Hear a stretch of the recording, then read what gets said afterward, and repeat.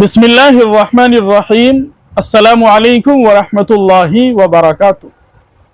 मोहतरम नाज़रीन किराम, एक साहिब हैं अमरोहा से मोहम्मद दानिश। वो मालूम करते हैं कि क्या नबी पाक सल्लल्लाहु अलैहि वसल्लम का साया था या नहीं। इसी तरीके से गुंबद खजरा का साया होता है या नहीं। ये वो सवालात हैं जो लोगों के दरमियान मौजूए बहस बने रहते हैं। आमतौर पर लोगों के दरमियान इस तरह के सवालात गर्दिश करते हैं और लोग आपस में बहसो मुबासा करते रहते हैं। आमतौर पर हमारे बरेलवी हजरात इस बात का इनकार करते हैं कि नबी पाक सल्लल्लाहु अलैहि वसल्लम का साया नहीं था। इसी तरीके से एक कव्वाली के अंदर आप जानते होंगे मोहम्मद के शहर में, उसके अंदर भी कव्वाल इसी बात का इनकार करता है कि गुंबद खजरा का भी साया नहीं है। लेकिन हमारे फुक़हा और उलमा हदीस पाक की रोशनी में फरमाते हैं कि नबी पाक सल्लल्लाहु अलैहि वसल्लम का साया मौजूद था। चुनाचे दारुल देवबंद के फतवे के अंदर भी यही लिखा हुआ है कि नबी पाक सल्लल्लाहु अलैहि वसल्लम का साया हुआ करता था।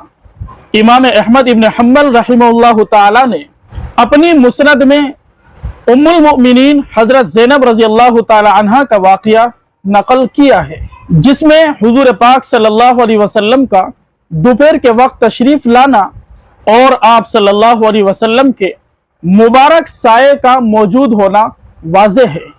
इसी तरीके से हजरत अनस इब्न मालिक रज़ियल्लाहु ताला अन्हु की एक रिवायत है, जिसमें हजरत नबी करीम सल्लल्लाहु अलैहि वसल्लम का साये मुबारक को खुद मुलाहिजा फरमाना मनकूल है। ये आपके सामने दो रिवायतें पेश की गई है, ये दोनों रिवायतें मरफू है। इसी तरीके से नाज़रीन किराम, गुंबद खजरा का साया भी हुआ करता है जो मुशाहिदा करने वालों पर मख्फी नहीं है।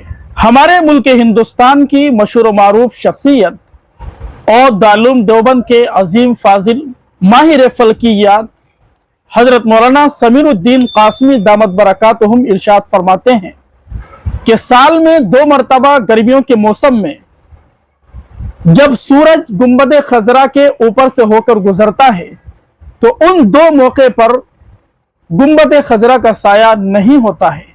लेकिन आम हालात के अंदर, आम दिनों के अंदर, पूरे साल में मुशाहिदा करने वालों से ये बात मख्फी नहीं है कि गुंबद खजरा का साया नहीं होता है।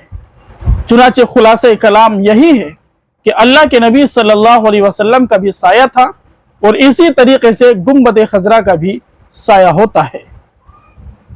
नाज़रीन किराम, ये बात भी अच्छे तरीके से याद रखिए, इस तरह के सवालात आपस में करना, बहसो मुबासा करना और इसी तरीके से इन सवालात पर लड़ाई झगड़े करना और बड़े बड़े मुद्दे खड़े कर देना, ये कोई कमाल की बात नहीं है और इससे दीन और दुनिया का कोई फायदा नहीं है।